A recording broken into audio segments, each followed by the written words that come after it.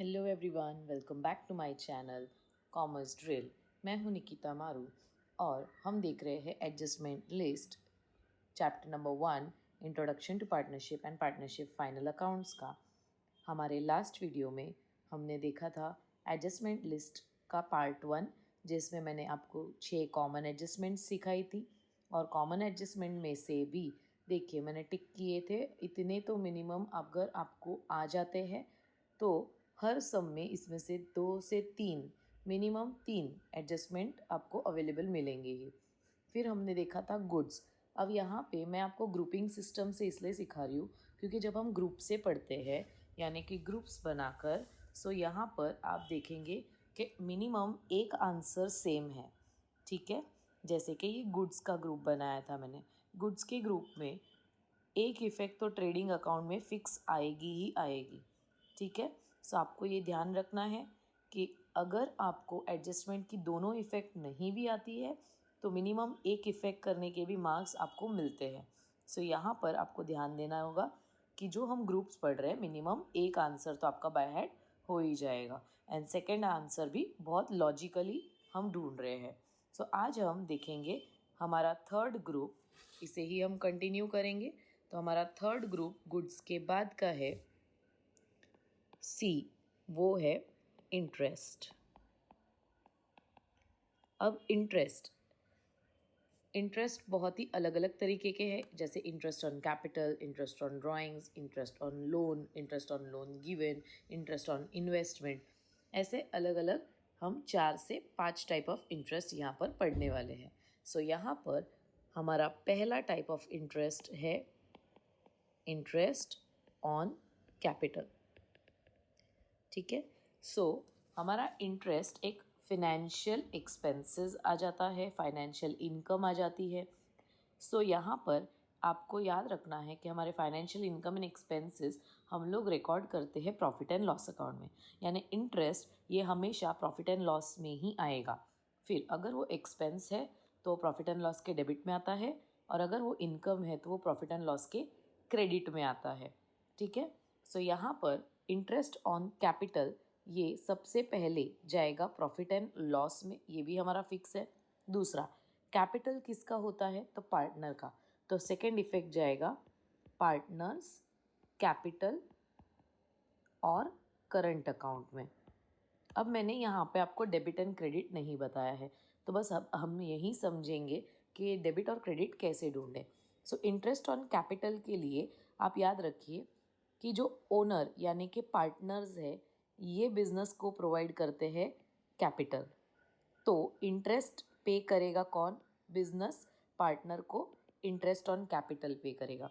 तो बिजनेस के लिए एक्सपेंडिचर हो जाता है एंड ओनर के लिए ये इनकम हो जाती है। तो बिजनेस अपने एक्सपेंसेस को ट्रेडिंग या पीएनएल में लिखते हैं, and expenses are always debit, इसीलिए ये पीएनएल के डेबिट में जाएगा एंड पार्टनर्स कैपिटल अकाउंट या करंट अकाउंट के क्रेडिट में जाएगा। सेकेंड हमारा इंटरेस्ट है इंटरेस्ट ऑन ड्राइंग्स। अब इंटरेस्ट ऑन ड्राइंग्स में अगेन सेम, तो पहला वर्ड हमारा इंटरेस्ट है, तो इंटरेस्ट आया मतलब प्रॉफिट एंड लॉस अकाउंट आएगा ही, प्रॉफिट एंड लॉस अकाउंट आएगा ही हमारा। और सेकेंड इफेक्ट अगेन ड्राइंग्स, ये वर्ड भी पार्टनर्स से ही जुड़ा हुआ है, तो यहाँ पर सेकेंड इफेक्ट भी जाएगा पार्टनर्स के कैपिटल और करंट अकाउंट में। अब फिर से हम डेबिट और क्रेडिट डिसाइड करेंगे, तो अगेन ओनर और बिजनेस। अब जब ड्राइंग्स की बारी आती है तो ओनर अपने बिजनेस से ड्राइंग्स लेता है। ड्राइंग्स यानी क्या है, so any amount which is withdrawn bye owner या पार्टनर अपने बिजनेस से, जो भी अमाउंट कैश में विड्रॉ करता है या गुड्स के तौर पे विड्रॉ करेगा, वो सारे के सारे अमाउंट ड्राइंग्स के तौर पे बिजनेस के अकाउंट्स में लिखे जाते हैं।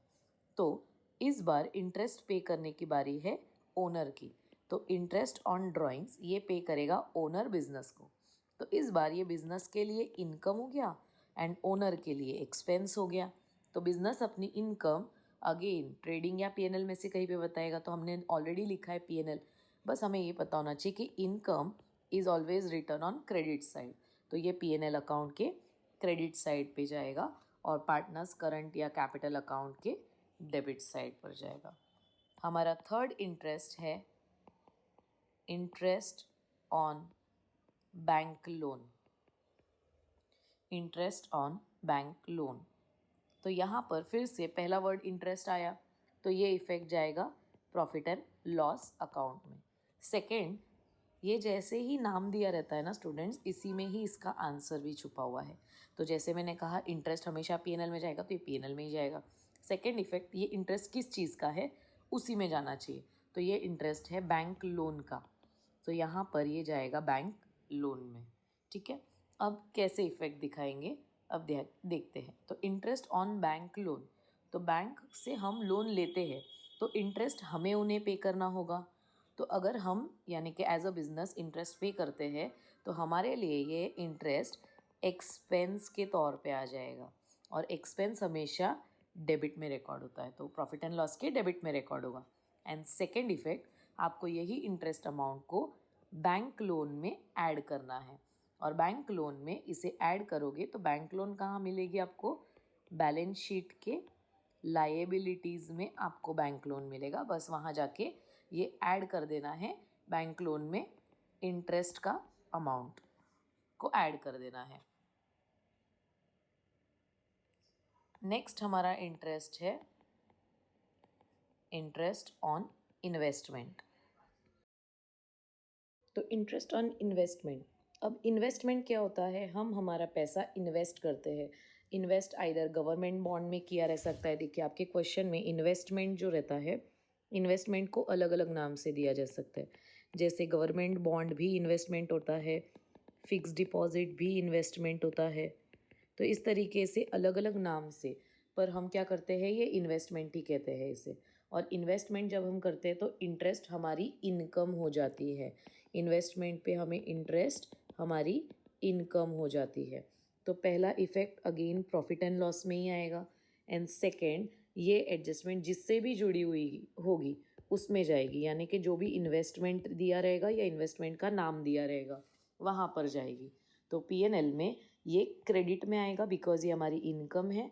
एंड अगेन इन्वेस्टमेंट में भी ये ऐड हो जाएगा। इन्वेस्टमेंट में हम क्या ऐड करेंगे, इंटरेस्ट की अमाउंट ऐड करेंगे, और इन्वेस्टमेंट आपको कहाँ मिलेगा, बैलेंस शीट के असेट्स में हमने इसे पोस्ट किया रहेगा। तो इस तरीके से हमारा इंटरेस्ट ऑन इन्वेस्टमेंट आ जाता है। हमारा एक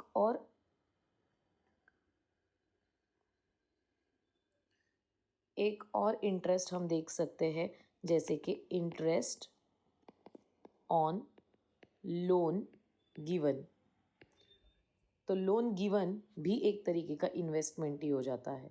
ठीक है, तो लोन गिवन रहेगा तो सेम, अगर हम लोन देते हैं तो जो इंटरेस्ट है वो हमारे लिए क्या हो जाएगी, इनकम हो जाएगी। सो यहाँ पर ये पहला इफेक्ट जाएगा P&L के क्रेडिट में। एंड सेकेंड इफेक्ट, वही जो लोन गिवन रहेगा उसमें ऐड कर देंगे हम, इंटरेस्ट के अमाउंट को ऐड करना है, और इन लोन गिवन हमारे बैलेंस शीट के असेट्स में हमें मिल जाएगा। सो इस तरीके से इंटरेस्ट के मैंने आपको 5 पार्ट बताए हैं, और उन सब में एक कॉमन आंसर है, वो है P&L अकाउंट। बस आपको हमेशा ध्यान रखना होगा कि इंटरेस्ट एक ऐसी चीज़ है जो एक्सपेंस भी होती है एंड जो इनकम भी हो सकती है। तो कौन से केस में वो एक्सपेंस है और कौन से केस में इनकम है, अगर आपको वो ट्रांजैक्शन पढ़ के इंटरेस्ट एक्सपेंस पता चलता है तो P&L के डेबिट में रिकॉर्ड होगा, और अगर वो आपको पढ़ के इंटरेस्ट इनकम कंसिडर होती है तो P&L के क्रेडिट में रिकॉर्ड होगी। एंड सेकेंड इफेक्ट, वो इंटरेस्ट जिस चीज़ का होगा बस वहीं जाके रिकॉर्ड हो जाएगी। ठीक है, सो इस तरीके से इंटरेस्ट का अगर आप मिनिमम एक इफेक्ट भी बाय हेड करते हैं या एक इफेक्ट भी आपको याद है स्टूडेंट्स, सो आपको मार्क्स स्कोर करना, इवन हाफ मार्क्स आपके इंक्रीज होते जाएंगे। ठीक है, सो हमारा नेक्स्ट पार्ट और नेक्स्ट हेडिंग है, इंटरेस्ट के बाद का मेन हेडिंग है हमारा, वो है डेटर्स।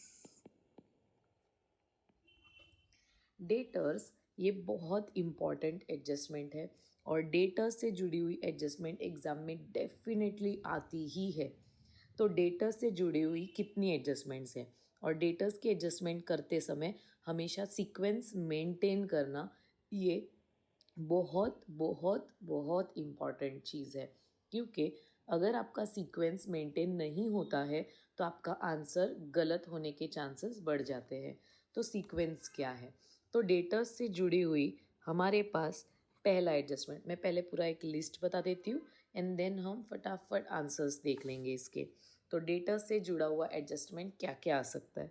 तो डेटा से जुड़ा हुआ एडजस्टमेंट होता है अनरिकॉर्डेड सेल्स हो सकता है। Second,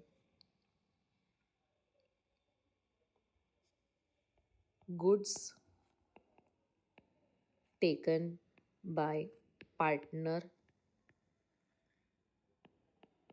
recorded in debtors. Third, bill receivable dishonor. Fourth,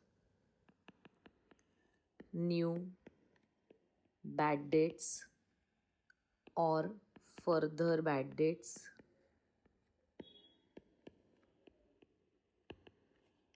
Fifth, new reserve for doubtful debts, जिसे हम शॉर्ट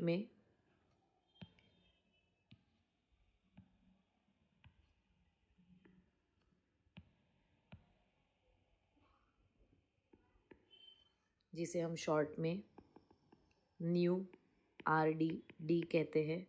इसका दूसरा नाम आता है प्रोविज़न फॉर डाउटफुल डेट्स।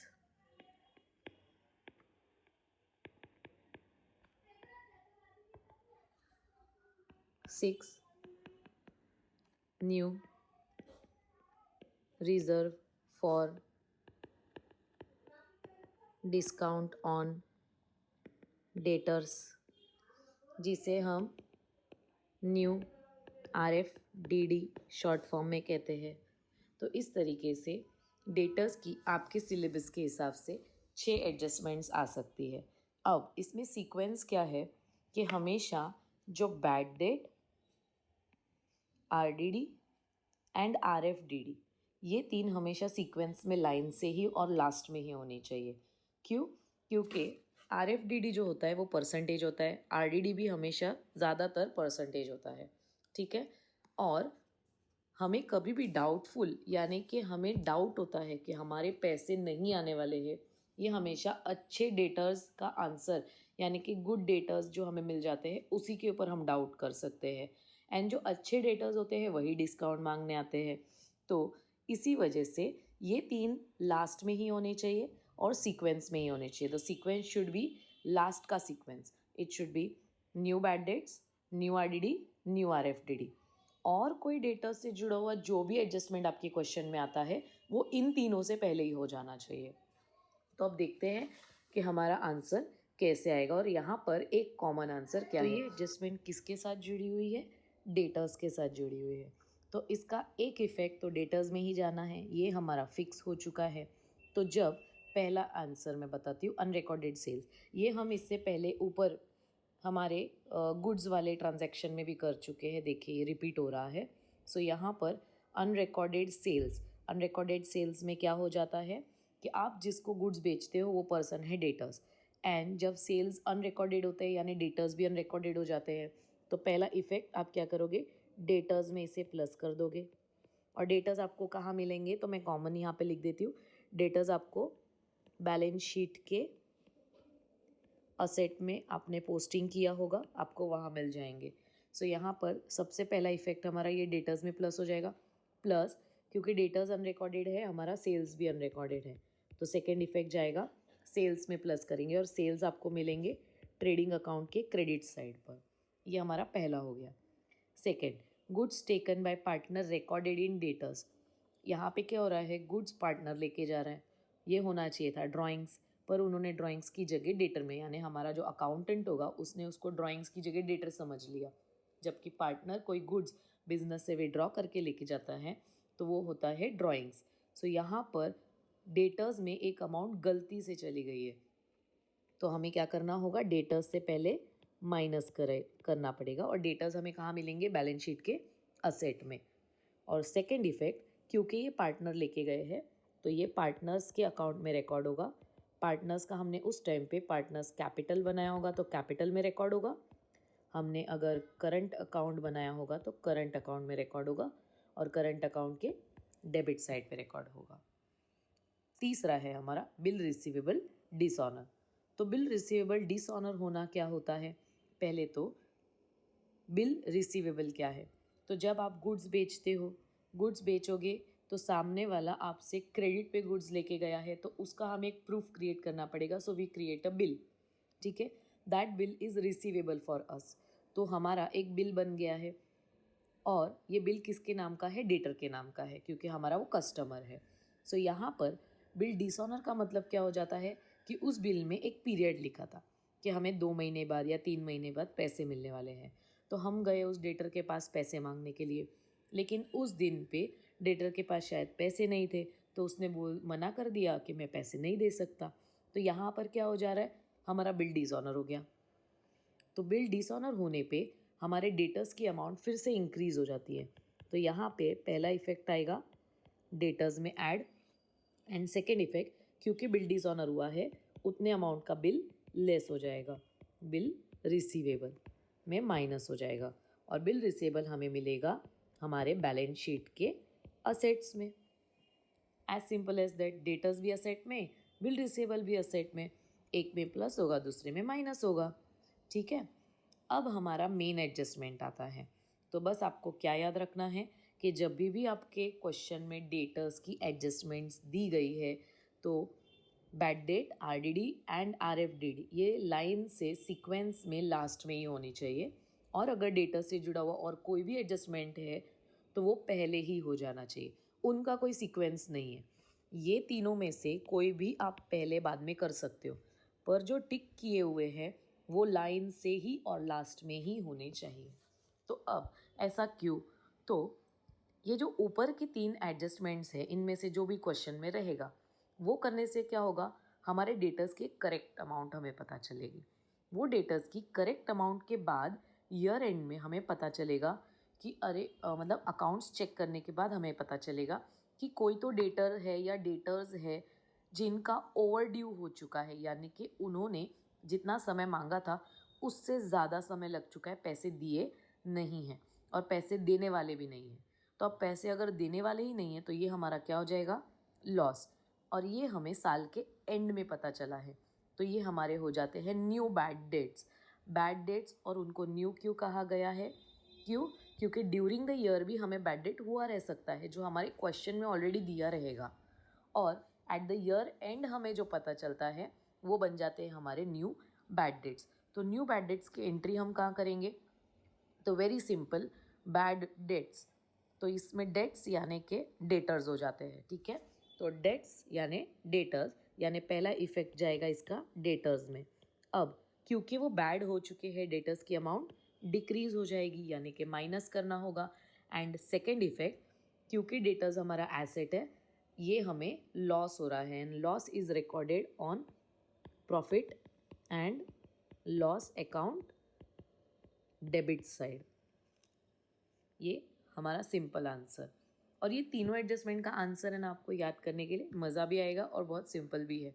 देखते हैं सेकेंड यानी कि फिफ्थ वाली एडजस्टमेंट क्या कहा है, new reserve for doubtful debts. अब हमने क्या किया, सिंपल सा, हमने डेटर्स में से जो ऑलरेडी पैसे डुबा चुके हैं यानी कि पैसे आने वाले नहीं हैं उनको माइनस कर दिया।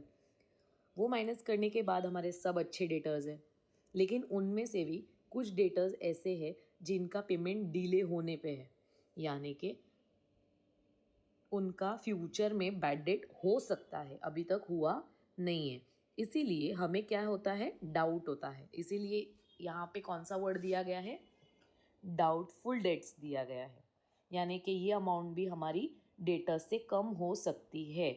यानी यहाँ पे क्या हो जाएगा, डेटर्स में से माइनस हो जाएगा फिर से, एंड फिर से जो डेटर्स में माइनस हुआ वो प्रॉफिट एंड लॉस अकाउंट के डेबिट में लॉस के तौर पे रिकॉर्ड हो जाएगा।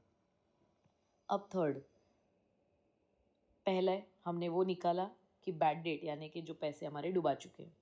सेकेंड, हमने वो माइनस किया कि ये पैसे हमारे डूब सकते हैं, डाउटफुल है हमें।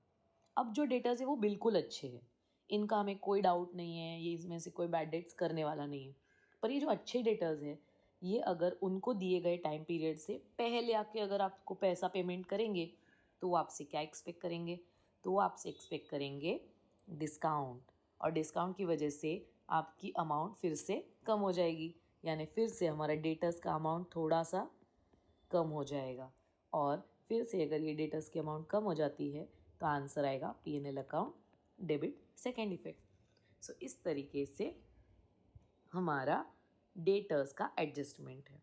ठीक है, सो आपको बस ये याद रखना है कि डेटर्स को इस तरीके से कि डेटर्स में हमेशा bad debt, RDD and RFDD ये माइनस होगा, और ये लास्ट में ही माइनस होगा। और डेटा से जुड़ी हुई अगर और कोई एडजस्टमेंट आपके उसी क्वेश्चन में है तो वो एडजस्टमेंट पहले होनी चाहिए, फिर बैड डेट, फिर RDD एंड फिर RFDD होनी चाहिए। ठीक है, सो इस तरीके से ये कैलकुलेशंस होते हैं। अब अगर इसे आपको कैलकुलेटिव वे में समझना है तो हम एक एग्जाम्पल देखते हैं कि समझ लो आपके डेटर्स की अमाउंट दी गई है 1 लाख। फिर आपके क्वेश्चन में कहा था कि आपको फर्दर बैड डेट्स या न्यू बैड डेट्स जो हो रहे हैं वो 5000 हैं। फिर उन्होंने कहा था RDD मेंटेन करो 5% पे, एंड फिर RFDD मेंटेन करो 2% पे। तो इस तरीके से क्या हो जाएगा, हमारा क्वेश्चन में ये सारी इन्फॉर्मेशन प्रोवाइडेड है। तो हम क्या करेंगे, डेटर्स में से पहले, और इसके अलावा भी अगर समझो हम डेटर्स के और कुछ एग्जांपल ले लेते हैं, जैसे कि आपके क्वेश्चन में अनरिकॉर्डेड सेल्स भी दिया है, और अनरिकॉर्डेड सेल्स है ₹2000 का। तो अब हम क्या करेंगे, हमें पता है कि बैड डेट, RDD, RFDD ये 3 लाइन से होगा, लेकिन ये तीनों लास्ट में होगा। तो पहले हमारी अनरिकॉर्डेड सेल्स होगी। तो अनरिकॉर्डेड सेल्स डेटर्स को बढ़ाती है। अनरिकॉर्डेड सेल्स 2000 से इसको बढ़ा दिया मैंने, तो अमाउंट आ जाएगी हमारी 1,02,000। और ये सब हम कर रहे हैं बैलेंस शीट के असेट साइड पे। और ये जो हमने ऐड किया इसका सेकेंड इफेक्ट हमारे ट्रेडिंग अकाउंट में जाएगा। फिर मेन हमारा डेटर्स का ही समझना है। फिर अब हमें ये लाइन से करना है। तो पहले अब आएगा बैड डेट्स, तो यहाँ पे माइनस होगा new bad debts. New bad debts है 5000, तो ये मैंने 5000 माइनस किए तो 97,000 आ जाएगा। फिर हमारा RDD है, तो माइनस न्यू RDD 5%, तो ये 5% किस पे आएगा, तो ये 97,000 के ऊपर आएगा। तो 97,000 इंटू 5/100, 5% का अमाउंट आ जाएगा। 5 0 ज़ा 0, 5 7 ज़ा 35, 3 कैरी होगा, 5 9 ज़ा 45, 46 47 48, 4850। तो 4850 यहाँ से माइनस हो जाएगा। तो माइनस होने के बाद हमारी अमाउंट आ जाएगी 92,150। ये हमारे फिर से रिमेनिंग डेटर्स आ गए, और ये अच्छे डेटर्स हैं, यानी कि ये हमारे गुड डेटर्स हैं। अब ये गुड डेटर्स में से ये 2% RFDD माइनस होगा। ये है न्यू RFDD, तो RFDD है 2%, तो ये आ जाएगा 92,150 इंटू 2/100। सो यहाँ पे ये कट हो गया, 2 1 ज़ा 2 5 ज़ा 5 1 ज़ा 5 1 ज़ा 5, फिर 42, 5 8 ज़ा 40, 21, 5 4 ज़ा 20 एंड 15, 5 3 ज़ा 15, 1843। अब ये माइनस करने के बाद आपका जो भी आंसर आएगा यहाँ पर, ये आपका फाइनल डेटर्स अमाउंट होगा। तो इस तरीके से डेटर्स में हमेशा new bad debt, new RDD, new RFDD last में होना चाहिए सीक्वेंस में। और बाकी एडजस्टमेंट तो हमने देखा ही है, पोस्टिंग उसका। तो इस तरीके से ये हो गया हमारा डेटर्स का हेडिंग।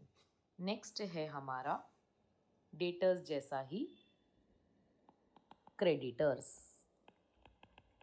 क्रेडिटर्स में ज़्यादा एडजस्टमेंट्स नहीं है।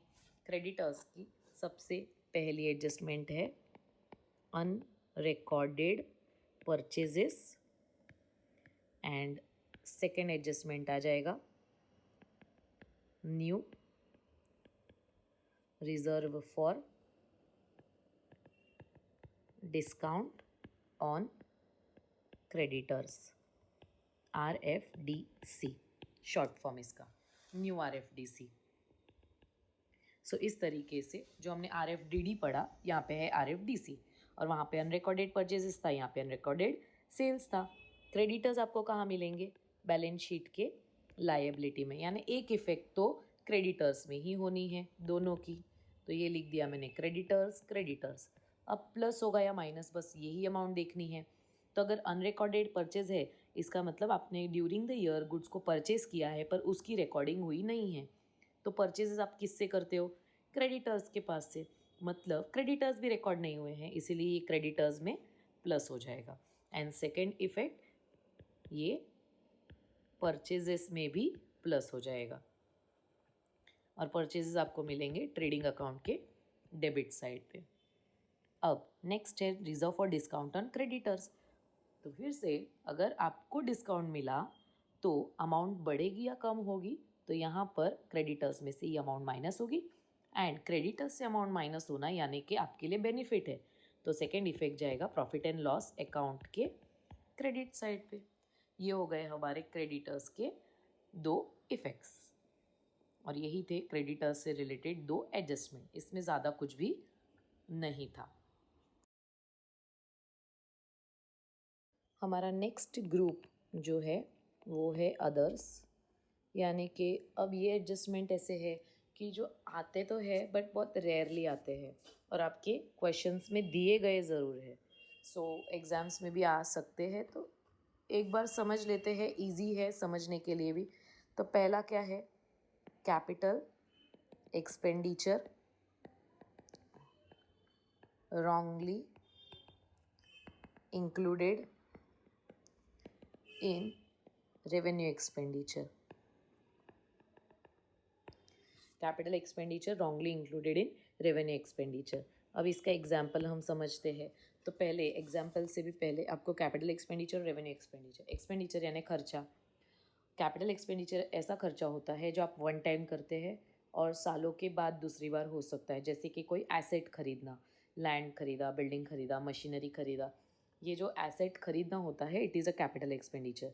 बट रेवेन्यू एक्सपेंडिचर वो होते हैं जो रेगुलर बेसिस पे होते हैं, जैसे इलेक्ट्रिसिटी का खर्चा हो गया, परचेजेस हो गया, टेलीफोन एक्सपेंसेस हो गया, ये सारे खर्चे हो जाते हैं हमारे रेवेन्यू एक्सपेंडिचर। सो यहाँ पर उनका कहना ये है कि कैपिटल एक्सपेंडिचर हमने किया पर वो गलती से रेवेन्यू एक्सपेंडिचर में डाल दिया गया, जैसे कि machinery purchased, example machinery purchased wrongly entered या included in goods purchased। अब गुड्स परचेज यानी जो परचेज अकाउंट है वहाँ पर, अब गुड्स परचेजिंग का तो रेगुलर अकाउंट है हमारा, रेवेन्यू एक्सपेंडिचर है, और मशीनरी खरीदना हमारा कैपिटल एक्सपेंडिचर है। तो उन्होंने क्या कहा? खरीदा तो मशीनरी पर लिख दिया उसको गुड्स के परचेज में। तो हम क्या करेंगे? सबसे पहले जो गुड्स का परचेज अकाउंट होता है, परचेजेस, वहाँ से माइनस करेंगे, और परचेजेस कहाँ मिलेगा? ट्रेडिंग अकाउंट के डेबिट में मिलेगा।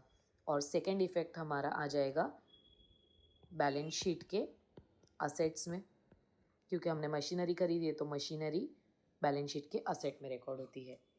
सेकेंड ट्रांजैक्शन ये अदर्स का, इसी का उल्टा कर लेते हैं। Revenue expenditure wrongly included in capital expenditure। So again example जो ऊपर दिया है उसी का उल्टा कर लेंगे हम लोग।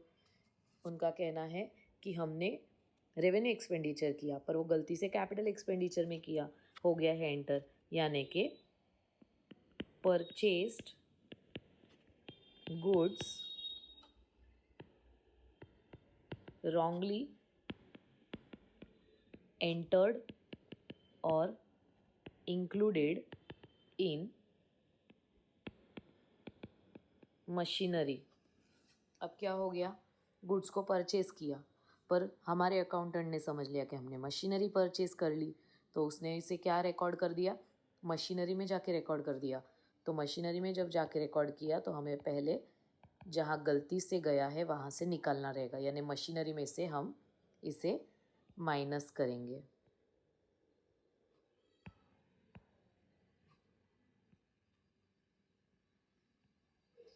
और मशीनरी हमें मिलेगा बैलेंस शीट के असेट में।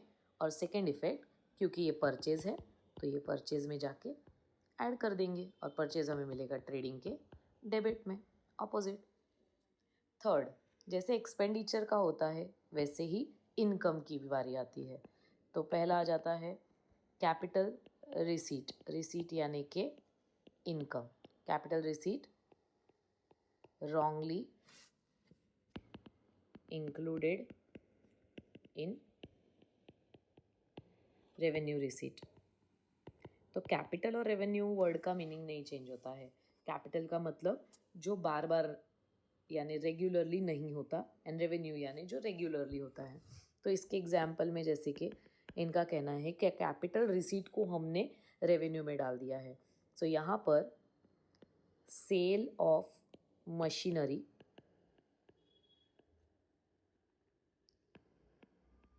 Recorded in sales account.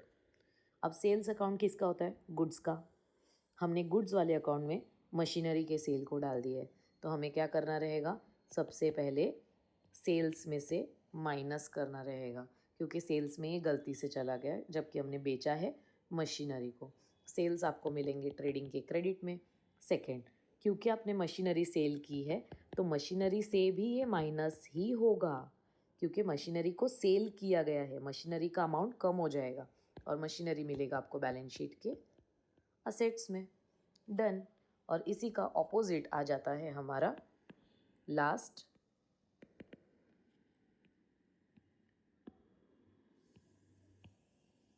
Same opposite हो जाएगा, revenue receipts wrongly included in capital receipts. तो रेवेन्यू रिसीट्स को रॉन्गली कैपिटल रिसीट में डाल दिया, तो एग्जाम्पल को इसी को हम उल्टा कर लेते हैं। Goods sold recorded in machinery account.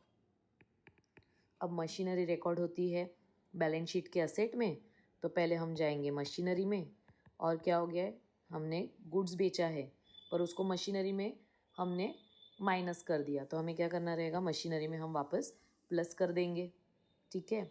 और सेकेंड इफेक्ट जाएगा हमारे सेल्स में, और सेल्स में जाके हो जाएगा ऐड, क्योंकि सेल्स हमारा बढ़ना चाहिए। जब हम गुड्स को सेल करते हैं तो सेल्स हमारी बढ़नी चाहिए, तो सेल्स हमें मिलेंगे ट्रेडिंग अकाउंट के क्रेडिट में और मशीनरी मिलेगा बैलेंस शीट के असेट्स में।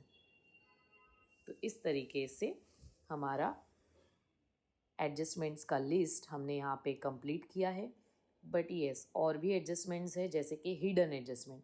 अब हिडन यानी वो ये जो लिस्ट है इसी में से हिडन में आएगा। वो कैसे आएगा, तो उसका एक मैं अलग वीडियो बनाने वाली हूँ। तो इस लिस्ट से जुड़ा हुआ अगर आपको कोई भी डाउट होता है तो आप कमेंट बॉक्स में उसे डाल सकते हैं। अगर आपको ये वीडियो अच्छा लगा हो तो आप इसे लाइक कीजिए, आप शेयर कीजिए एंड सब्सक्राइब करना ना भूलें, और साथ ही में बेल आइकन प्रेस कर दीजिए, सो दैट जब मैं नए वीडियोस अपलोड करूं तो आपको उसका नोटिफिकेशन आ जाए और आपको आगे की स्टडीज़ के लिए हेल्पफुल हो। Thank you so much for watching this video till and.